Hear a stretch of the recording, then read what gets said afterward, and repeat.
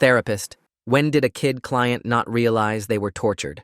9-year-old Reggie came to me because he was biting his nails so badly that he bled. His thought it was just anxiety from starting 4th grade, but I could tell from our first meeting that something deeper was going on. Reggie was a small kid with messy brown hair who always wore superhero shirts. He'd sit cross-legged in the big chair across from me and swing his feet while we talked. During our 3rd session, I noticed him chewing on his thumb and gently reminded him about our strategies to stop. That's when he told me something that made me pause my note-taking. He said he didn't actually swallow the nails right away. He kept them in a special box in his room for later when he really wanted them. I kept my face neutral, even though storing fingernails as snacks was definitely not typical 9-year-old behavior. He explained it like it was completely normal and showed me his fingers, which were chewed down past the quick. The next week, Reggie brought the box to show me. It was an old iPhone box filled with tiny nail clippings sorted by size. He was proud of his collection and told me he'd been saving them for almost a year. The box smelled musty, and I had to work hard not to show my discomfort as he picked through the clippings, explaining which ones were his favorites. I started asking more questions about his nail-eating habit, trying to understand the compulsion. Reggie mentioned casually that he didn't just eat his own nails. Sometimes when the box got low, his family would help him refill it. I assumed he meant they reminded him not to throw away his clippings, but that wasn't what he meant at all. He explained that when anyone in his family clipped their nails, they would save them for him. His mom would call him into the bathroom after doing her manicure and dump the clippings into his palm. His dad would trim his toenails while watching TV and hand Reggie the crescents of thick yellow nail. Even his teenage sister contributed her glittery polished fingernails to his collection. I had to take a sip of water to hide my expression. This 9-year-old was eating his family's toenail clippings like they were potato chips. He told me his favorites were his dad's big toenails because they were crunchier. He said his mom's were too thin, but his sister's tasted interesting because of the nail polish. He described the flavors like a sommelier discussing wine. During our next session, I tried to address the health concerns without shaming him. I asked if his parents knew he was eating the nails they gave him. Reggie nodded and said they'd tried to make him stop, but he couldn't. He said the urge was too strong, and if he didn't eat nails, something bad would happen. When I asked what he meant by bad, he just shrugged and changed the subject. I decided to bring his mother into the conversation. She confirmed everything Reggie had told me, acting like collecting family toenails was just a quirky habit. She said they'd tried throwing away the clippings, but Reggie would dig through the trash to find them. She'd caught him going through the bathroom garbage at 3 a.m, covered in used tissues and dental floss, searching for nail clippings. The situation escalated when Reggie started asking strangers for their nails. His teacher called his parents after catching him picking up clippings from the classroom floor after another student had trimmed a hangnail. He'd been found in public restrooms checking the floors around the sinks. His parents had to watch him constantly to make sure he wasn't eating random people's nail clippings off the ground. I recommended a psychiatrist who could evaluate Reggie for possible pica, or OCD. His parents took him, but reported back that the medication made him worse. He started hiding nails all over the house like a squirrel storing nuts. They found clippings in his pillowcase and sock drawer, and even inside his toys. The compulsion was controlling his entire life. In our session last week, Reggie seemed different. He was quieter than usual and kept rubbing his stomach. When I asked if he was feeling sick, he started crying. Through his tears, he told me he'd been to the hospital 3 times in the past month with severe stomach pain. The doctors had done x-rays and found impacted nail material in his intestines. I leaned forward concerned and asked if his parents knew about the hospital visits. He nodded and said they'd tried to take away his nail box, but he'd screamed until they gave it back. He said he knew eating nails was making him sick, but he couldn't stop. The crying got harder as he tried to explain something that wasn't making sense. "They lied to you. They all keep giving them to me," he sobbed. "Even though I went to the hospital, they keep filling my box." I asked who was giving him nails, and he looked at me with red eyes full of fear. "Everyone. My mom and dad and sister and grandma. They tell me God wants me to eat the nails, and if I stop, something terrible will happen to our family." I sat there for a moment, trying to keep my face calm while my mind raced. I asked Reggie to tell me more about what his family said God wanted from him. He wiped his nose on his sleeve and looked down at his lap. His dad had told him their family was chosen for something special. They had to prove their faith by doing hard things that other families wouldn't understand. The way Reggie described it made my skin crawl, but I kept taking notes. His small hands picked at a loose thread on his superhero shirt while he talked. I asked when all this started with God and the nails. Reggie thought for a minute, then said it was right after his grandma got really sick last year. She had cancer, and everyone was scared she might die. His parents sat him down and explained that God needed them to show their faith. If Reggie ate the nails like God wanted, then bad things wouldn't happen to their family. His grandma's cancer wouldn't come back, and nobody else would get sick. He truly believed his stomach pain was worth it if it kept everyone safe. The session ended, and I walked Reggie out to the waiting room where his mom sat reading a magazine. She smiled at me like everything was normal while Reggie grabbed his backpack. The second they left, I went straight to my office and closed the door. My hands were shaking as I dialed my supervisor's extension. I explained everything Reggie had told me about the religious stuff and the hospital visits. She listened without interrupting, then took a deep breath. This was medical neglect and religious abuse, and we had to file with CPS today. She'd email me the forms right away, and I needed to document everything carefully. I spent the rest of the afternoon filling out the mandatory reporting paperwork. That evening, I stayed late at the office typing up my session notes. I included every direct quote I could remember about the religious coercion. Reggie's exact words about God wanting him to eat nails went into the report. I attached copies of the hospital records his mom had signed releases for during our intake. The evidence was all there in black and white. 3 emergency room visits for impacted nail material in his intestines. X-rays showing the blockages that caused his severe pain. The doctor's notes about recommending psychiatric evaluation that the parents hadn't followed through with. Everything pointed to a pattern of medical neglect hidden behind religious beliefs. I finally submitted the report to CPS at almost 9 that night. The next morning, I got to work early, knowing I had to make a hard phone call. I dialed Reggie's mom's cell phone number, and she answered on the second ring. I told her I was a mandated reporter and had filed a report with CPS about Reggie's situation. The line went completely silent for several seconds. Then she started crying and saying, I didn't understand their faith. I kept my voice steady and explained that religious beliefs didn't matter when a child's medical safety was at risk. She hung up on me without saying goodbye. 2 days later, my phone rang, and the caller ID showed a state number. Lauren Chandler introduced herself as the CPS investigator assigned to Reggie's case. She wanted to schedule a meeting to review my documentation and understand everything that was happening. Her voice got more concerned when I mentioned the 3 hospitalizations. We set up a meeting for the next afternoon at the CPS office downtown. I printed out all my notes and the medical records to bring with me. Lauren's office was small and covered in case files and sticky notes. She had me walk through everything from the beginning while she took notes on her computer. When we got to the medical records, she asked to see them. She studied the X-rays showing nail material in Reggie's intestines and shook her head. The emergency room reports documented the same thing 3 separate times.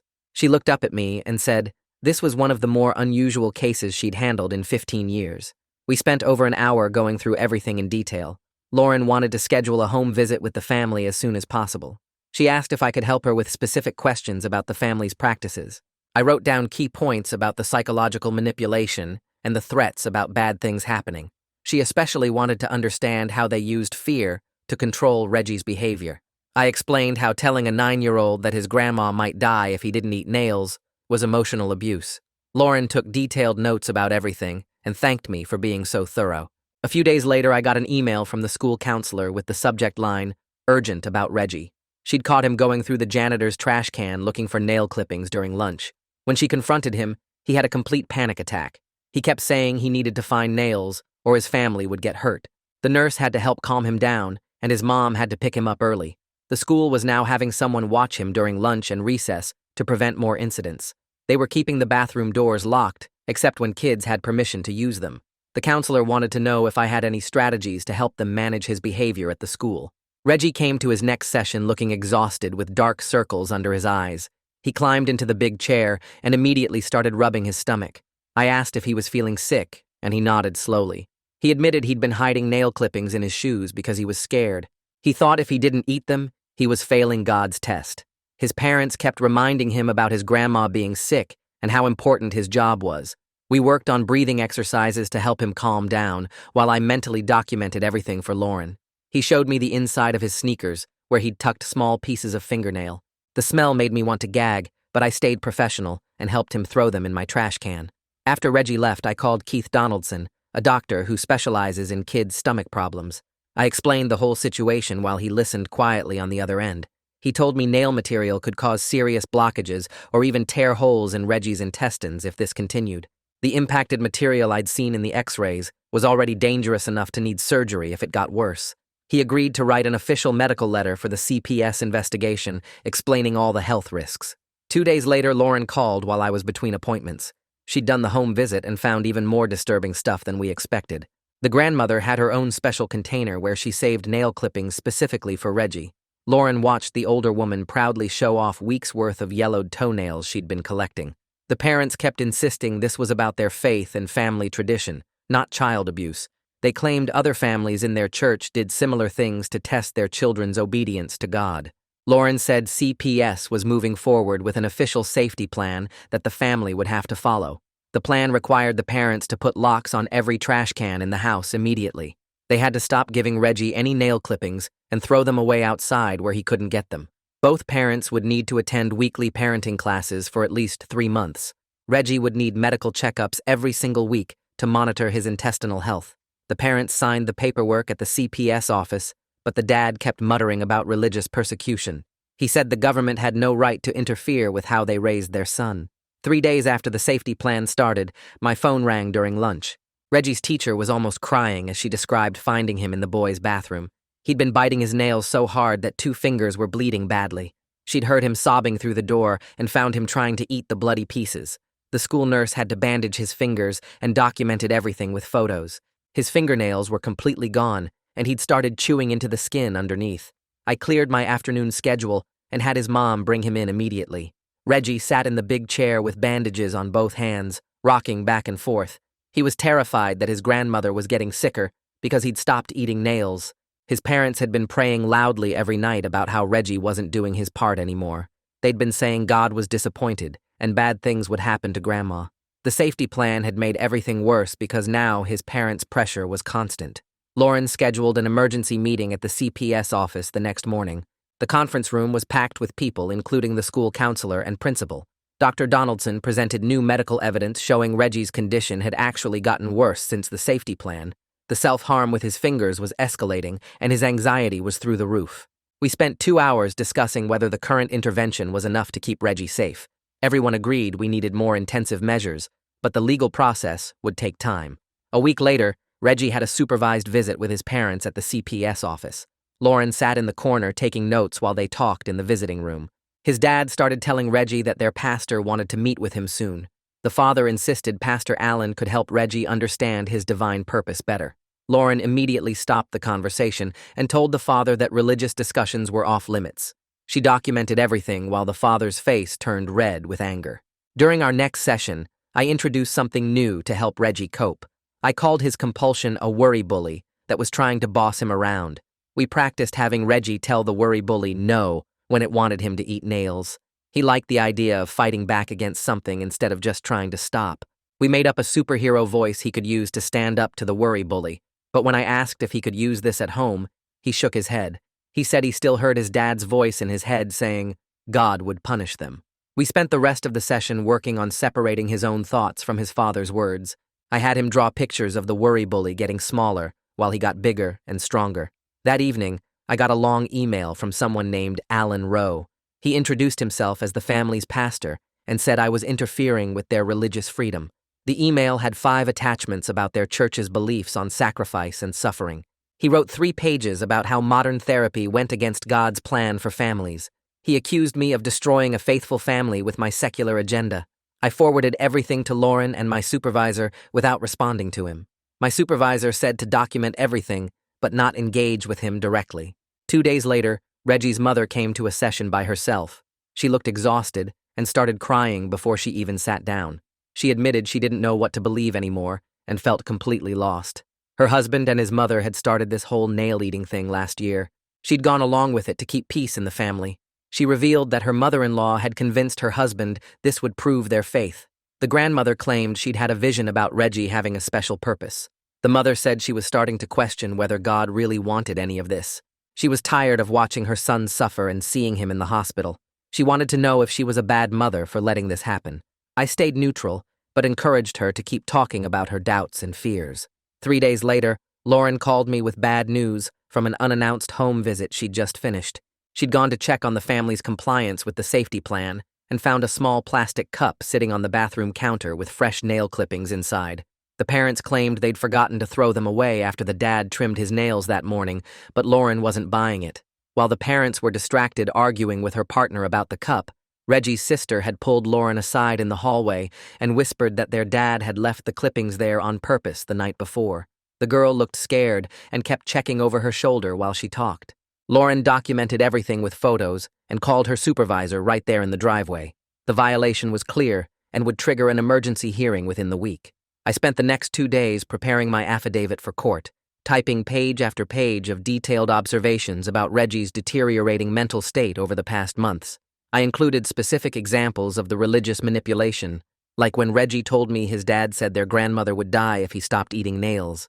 I documented every instance of non-compliance with the safety plan that I'd witnessed or been told about. I described Reggie's physical symptoms, his increasing anxiety, and the way he'd started pulling out his own hair when he couldn't get nail clippings. The document grew to 15 pages of careful professional observation, each point backed up with session notes and dates. My supervisor reviewed it twice to make sure every statement was factual and defensible. The emergency hearing happened 4 days later in a small courtroom downtown. I sat in the witness chair for almost an hour while the judge reviewed the medical evidence and asked me questions about the psychological harm Reggie was experiencing. The parents' attorney kept trying to argue about religious freedom and parental rights, but the judge cut him off and pointed to the stack of hospital records showing 3 separate emergency room visits for intestinal blockages. She looked directly at the parents and said the medical evidence was clear that their actions were causing physical harm to their child. She ordered that if there was one more violation of the safety plan, even a minor one, Reggie would be removed from the home immediately. The father's face turned red and he started to stand up, but his attorney grabbed his arm and made him sit back down. 2 days after the hearing, Reggie came to his regular session looking worse than I'd ever seen him. He climbed into the big chair and immediately started rubbing his stomach in slow circles. When I asked how he was feeling, he looked at the floor and told me his dad had given him a nail clipping the night before. Just one, he said, from the dad's big toe.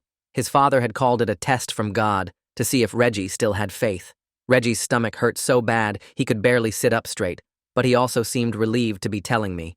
He said he'd been scared to eat it, but more scared of what his dad would do if he didn't. I kept my face calm while Reggie talked, but inside I was already planning my next steps.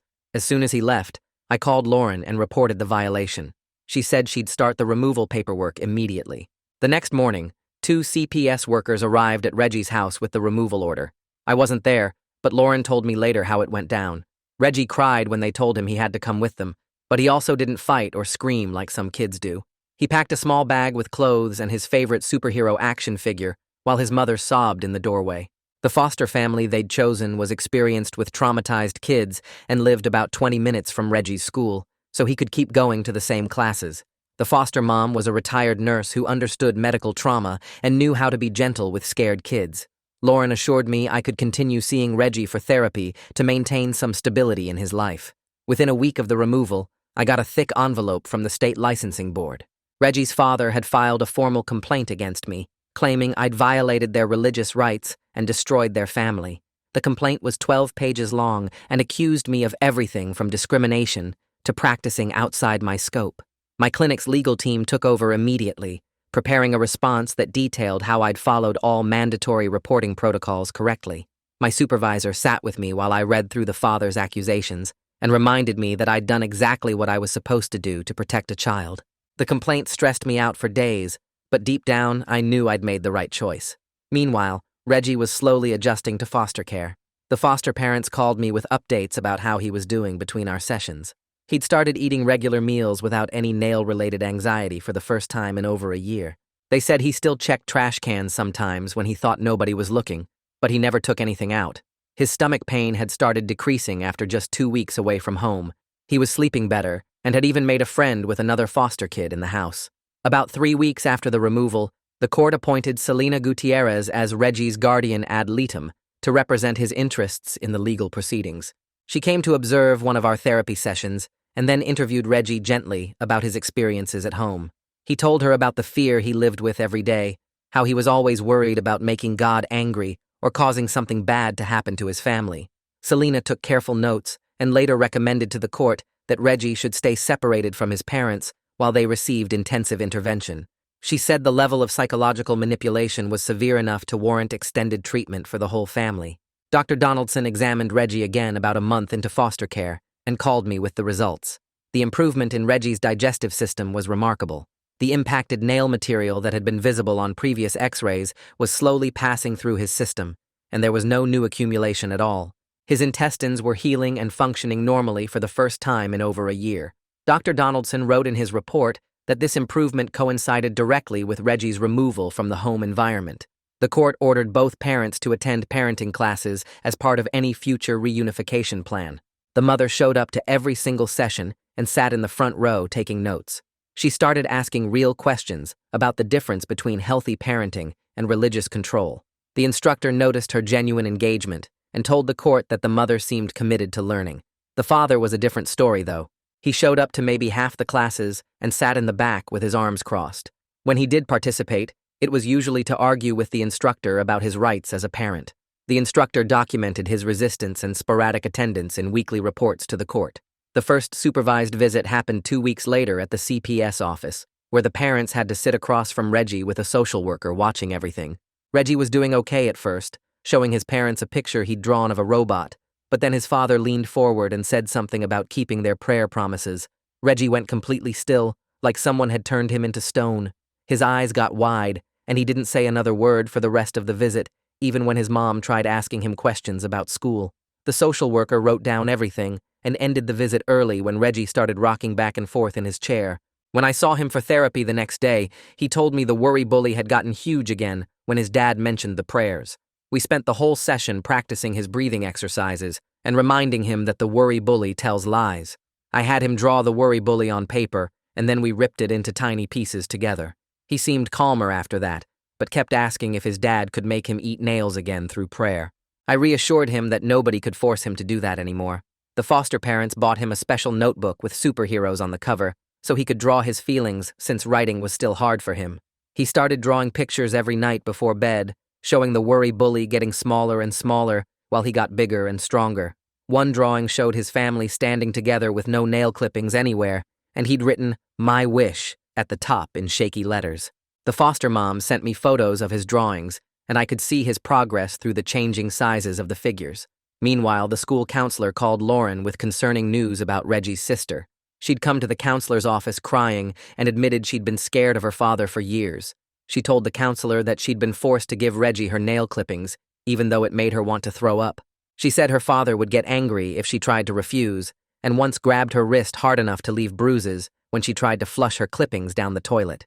Lauren opened a new investigation into possible abuse of the other children in the home. The sister had to be interviewed by a different CPS worker who specialized in sibling abuse cases.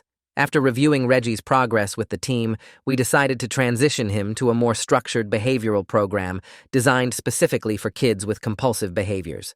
My role shifted from primary therapist to coordinator, while specialists took over his direct treatment. The program used a clear reward system where Reggie earned points for using his coping skills instead of seeking nails. He got stickers for each day he didn't look for clippings and could trade them for small toys or extra TV time. The behavioral specialist reported that Reggie responded really well to the structure and was earning stickers almost every day. His mother started her own therapy with a counselor who specialized in religious trauma and manipulation. The counselor helped her recognize how her husband's family had used faith to control her decisions for years. She started understanding that real faith doesn't require hurting children. During one session, she broke down crying and admitted she should have protected Reggie from the beginning. The counselor documented her genuine remorse and growing awareness of the abuse patterns. Alan Rowe wasn't giving up, though, and sent me another long email with attachments about biblical suffering and obedience to God's will.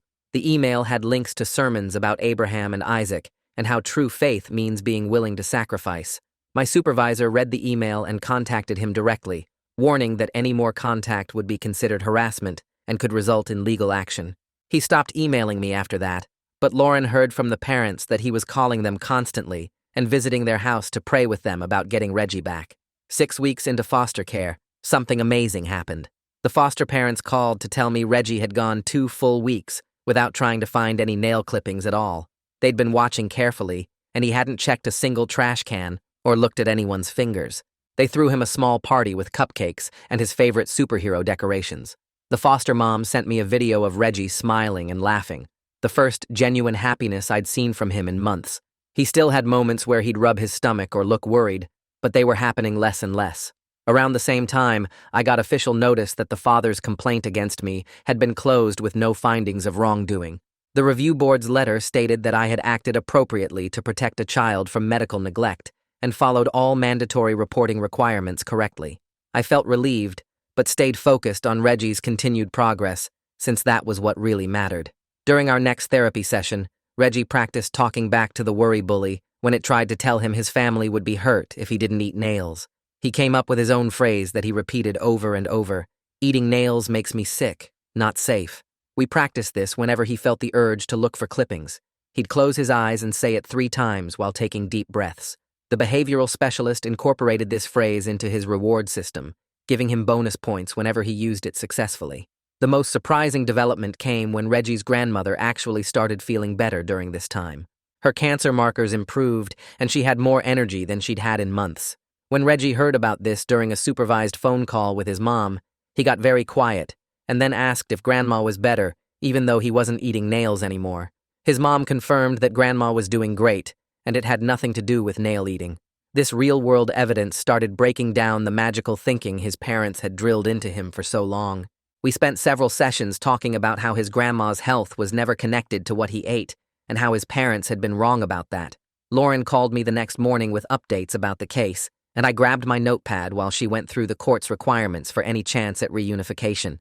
The parents had to complete psychiatric evaluations within 30 days and start their own therapy with approved counselors who understood religious abuse cases.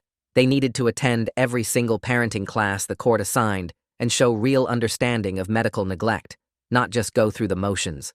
The judge set the minimum timeline at 6 months before they'd even consider supervised visits beyond the current restrictions. I wrote everything down while Lauren explained that both parents had to demonstrate they understood how their actions hurt Reggie, and the father especially needed to show he could separate his religious beliefs from his parenting choices.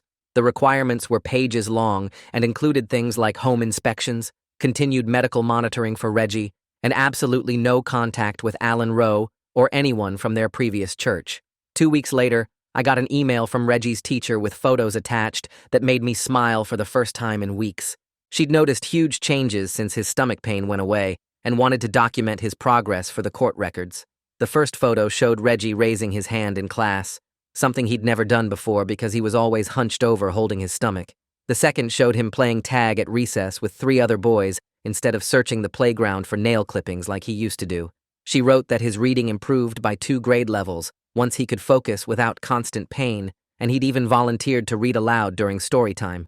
His math scores jumped from failing to B's within 3 weeks because he could actually concentrate on the problems instead of worrying about his next stomach cramp. The supervised visit with his mother happened on a Thursday afternoon in a small room at the CPS office with cameras recording everything. I watched through the observation window as she sat across from Reggie with tears already forming in her eyes before she even started talking. She told him she was sorry for not protecting him and for letting Dad and Grandma make him eat things that hurt his body. Reggie sat very still and quiet until she said she understood now that God never wanted him to eat nails, that she'd been confused and wrong. He looked up at her with the biggest eyes and asked if God was mad at him for stopping, and she grabbed his hands and told him firmly that God wanted him healthy and happy, not sick and scared. She said God loved him no matter what and would never punish their family for keeping him safe. Reggie started crying then, and she held him while he sobbed about being so scared for so long. The whole visit lasted 45 minutes, and by the end, they were both exhausted, but something had shifted between them. I spent the next 3 days working with the treatment team to create the most detailed safety plan I'd ever written for a potential reunification case. We included everything from requiring locked trash cans in every room to monthly medical checkups with Dr. Donaldson to monitor Reggie's digestive health. The parents would need to install cameras in common areas that CPS could access remotely, and they had to agree to unannounced home visits for at least 2 years. Any religious discussions about food, eating, or bodily functions were completely banned, and if they joined a new church, that church had to be vetted by CPS first. The plan specified that Reggie would continue therapy twice a week, even after returning home, and the parents had to attend family sessions monthly. We even included rules about nail clippers having to be disposed of immediately in sealed bags that went straight to the outdoor trash.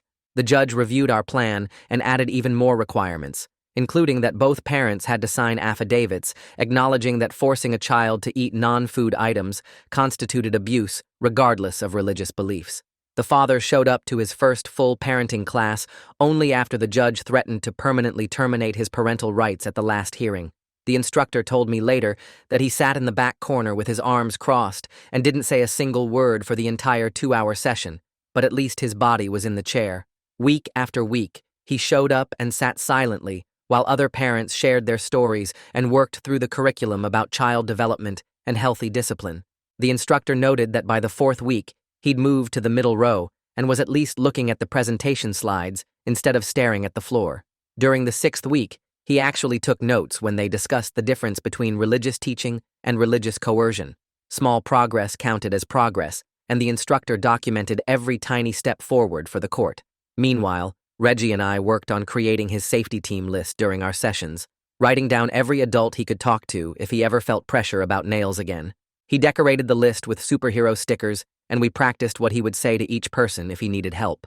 We role-played calling me from the school office, talking to his foster parents about feeling scared, reaching out to Selena if his parents said anything about nails, and finding his school counselor if he had worries during class.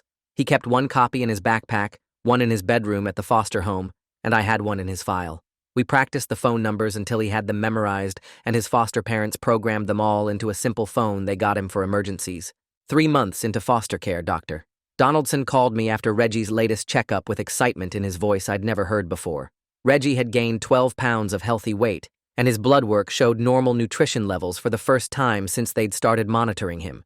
The X-rays showed completely clear intestines, with no sign of the impacted nail material that had been there for so long. His digestive system was functioning normally, and he hadn't had stomach pain in over 6 weeks. Dr. Donaldson documented everything with before and after comparisons for the court, noting that this dramatic improvement happened only after removal from the home environment. The sister started her own therapy around this time, with a counselor who specialized in family trauma, and what she revealed filled in missing pieces of the puzzle. She told her therapist that everything started when Grandma got diagnosed with cancer 2 years ago and became obsessed with old family superstitions from her childhood. Grandma convinced Dad that their bloodline was cursed, and only special sacrifices could protect them, starting with small things like keeping hair clippings, but escalating to the nail eating when her cancer got worse. The sister had been forced to participate, but never believed it, and she'd been terrified to speak up because Dad would rage about disobedience bringing God's punishment. She admitted she'd tried to protect Reggie by secretly throwing away some of the nail collections, but Dad always noticed and made her pray for hours as punishment. The family therapy session without Reggie happened in a conference room at the courthouse with both parents, their individual therapists, and a family counselor who would evaluate their progress.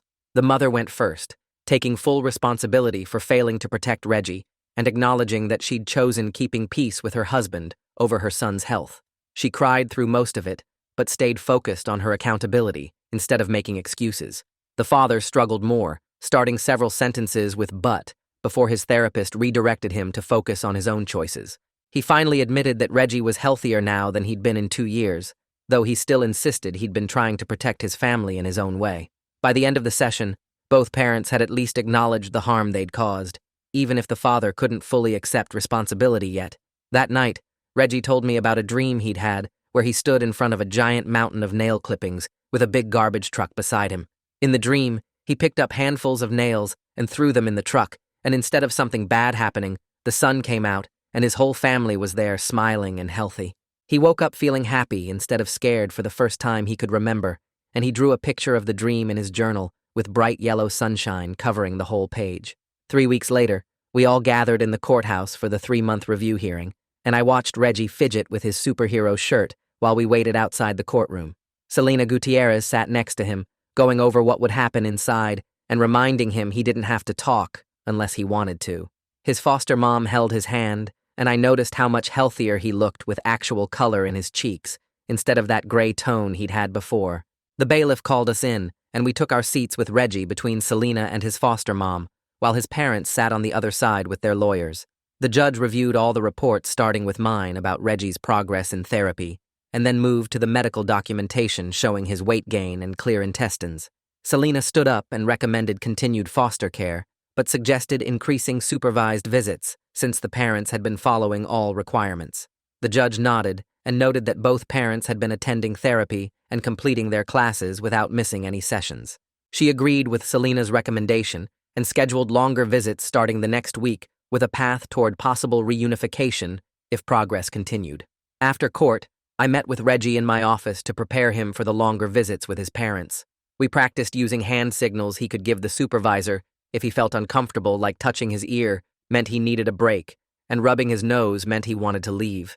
He showed me the signals over and over until he felt confident, and we role-played different situations that might come up during visits. I taught him phrases he could use to set boundaries, like saying he needed to use the bathroom if he felt overwhelmed. He admitted he missed his family even after everything, but also felt scared about spending more time with them. We spent the rest of the session practicing deep breathing and talking about how both feelings could be true at the same time. The first extended visit happened the following Saturday at the CPS office in their special family room with toys and books. I wasn't there, but the supervisor sent me detailed notes about how it went, and I reviewed them before my next session with Reggie. His parents had followed every single rule and hadn't mentioned nails or God's tests even once during the entire 4 hours. Reggie had relaxed enough after the first hour to play board games with his sister, who seemed genuinely happy to see him.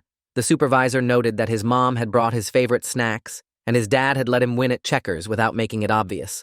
Everyone stayed appropriate with their boundaries, and when Reggie used his ear touch signal for a break, they immediately respected it. 2 days after that visit, I got a call from Lauren about a new development with Pastor Alan Rowe. He'd been showing up at the parents' therapy sessions, trying to wait for them in the parking lot, even though he'd been warned to stay away. He'd also sent multiple letters to the judge about religious persecution and tried to organize church members to protest outside the courthouse. The judge had enough and issued a formal restraining order banning him from any contact with the family.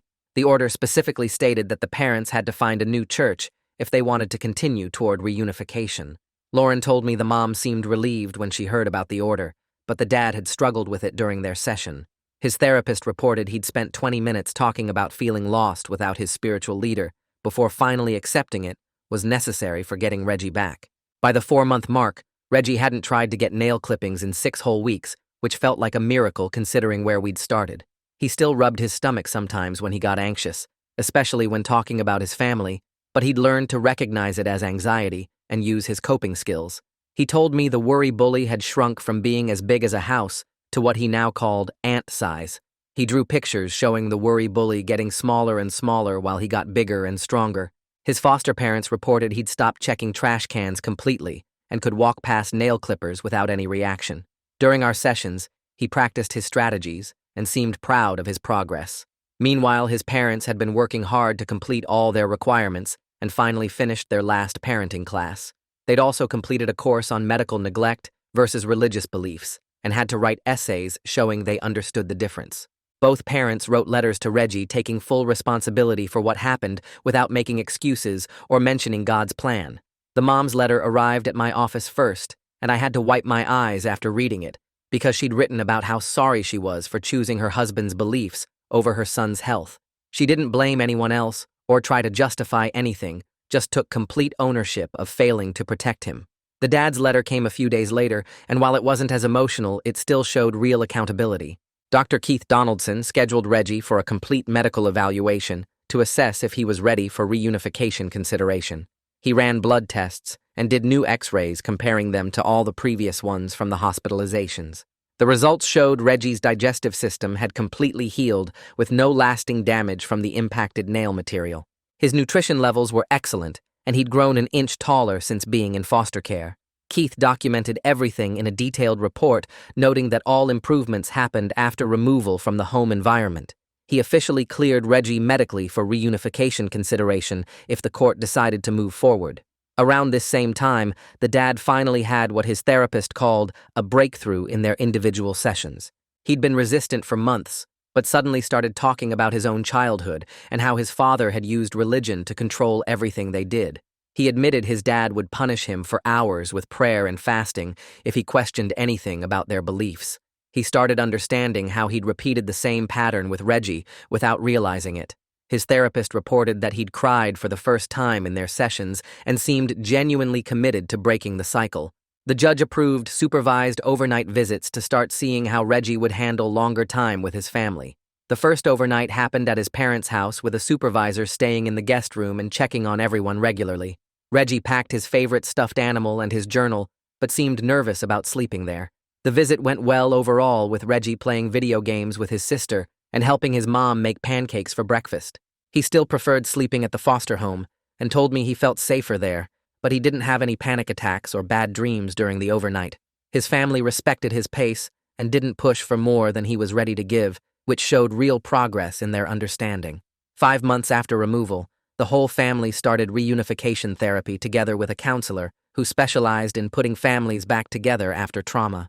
They met every week in a big room where they practiced talking to each other in healthy ways, without blame or manipulation. The parents consistently told Reggie that his health mattered more than any religious belief and that they'd been wrong to make him eat nails. They practiced apologies and accountability, while Reggie practiced using his voice to express his feelings. The therapist reported that real change was evident in how they communicated and how the parents responded to Reggie's needs. During one of these sessions, Reggie pulled out his crayons and started drawing while the adults talked about safety plans and check-in schedules. He worked quietly in the corner for almost an hour, coloring carefully and adding details with a black marker. When he finished, he held up the picture, and everyone stopped talking to look at it.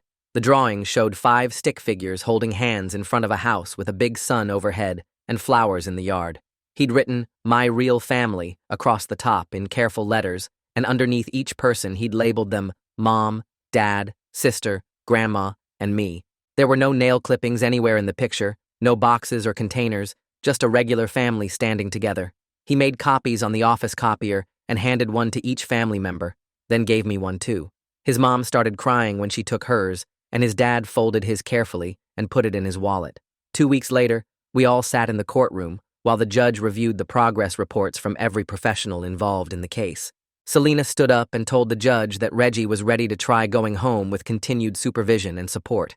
The foster parents sat behind us, and I could see them holding hands tightly while the judge read through the medical reports and therapy notes. After 20 minutes of reviewing documents, the judge approved a trial return home with strict requirements, including weekly therapy, monthly medical checkups, and unannounced home visits from CPS. Reggie turned around and hugged his foster parents hard, thanking them for taking care of him and promising to call them if he ever felt scared. The foster mom wiped her eyes and told him their door was always open if he needed anything. The transition happened gradually over the next few days, with Reggie packing his things and saying goodbye to the foster family's dog, who'd slept on his bed every night. His parents had prepared his room exactly how he wanted it, with new superhero posters and a reading light by his bed. They'd removed all the trash cans, except one in the kitchen that had a lock on it, and only his mom had the key. I kept seeing Reggie every week as he settled back home, and he'd tell me about the little things that felt different now. His parents didn't pray before meals the same way anymore, and nobody mentioned anything about tests or sacrifices. He said the house felt lighter somehow, like someone had opened all the windows and let fresh air in. His sister had started eating dinner with the family again, instead of hiding in her room, and they played board games on Friday nights. 3 weeks after moving back home, Reggie came to session holding his stomach, and I immediately tensed up, worried something had triggered the old behaviors. But then he started laughing and told me he'd eaten too much cake at his friend's birthday party and felt sick from all the sugar. He said his stomach hurt, but it was the normal kind of hurt that kids get from eating too much junk food, not the scary kind from before. We spent the session talking about how different kinds of stomach aches felt, and how he could tell the difference between being actually sick and being worried. His mom had started going to a support group at the community center for parents who'd been through CPS cases, and she'd become one of the most active members. She shared her story with new parents who were scared and angry about the system getting involved in their families. She told them how she'd been mad at first, but then realized the intervention saved her son's life and helped their whole family get healthy. She helped other parents understand that asking for help wasn't weakness, and that sometimes families needed outside support to break dangerous patterns. By the 6-month mark from when everything started, Reggie had joined the soccer team at the school and made 3 good friends who came over for video game afternoons. He hadn't looked for nail clippings in months, and when he talked about the worry bully, he'd laugh and say it was so small now, he needed a microscope to see it. His weight was healthy, and doctor, Donaldson had signed off on spacing medical visits to every 3 months since his digestive system showed no signs of problems. The family went to their final court hearing on a rainy Tuesday morning, and the judge reviewed all the documentation showing sustained change and compliance with every requirement. The dad stood up when asked if he had anything to say and thanked everyone in the room, including me, for not giving up on their family. He looked directly at me and said I'd saved his son's life by making that report, even though he'd hated me for it at the time. The judge smiled and officially closed the case, releasing the family from court supervision and congratulating them on doing the hard work to heal. Our last regular therapy session happened the following week, and Reggie brought me something wrapped in tissue paper. Inside was a smooth rock he'd painted with bright colors, showing a tiny stick figure standing on top of a defeated worry bully with the words, "You helped me fight," written around the edge. He told me he'd made it in art class and wanted me to keep it on my desk for other kids to see. We talked about switching to monthly check-ins since he was doing so well, and I watched him walk out of my office standing tall with his shoulders back, completely different from the scared little boy who'd first sat cross-legged in my big chair. Thanks for tagging along and wondering through all of this with me. It's been a pretty wild journey to share. I'll see you next time. Like the video, it helps more than you think.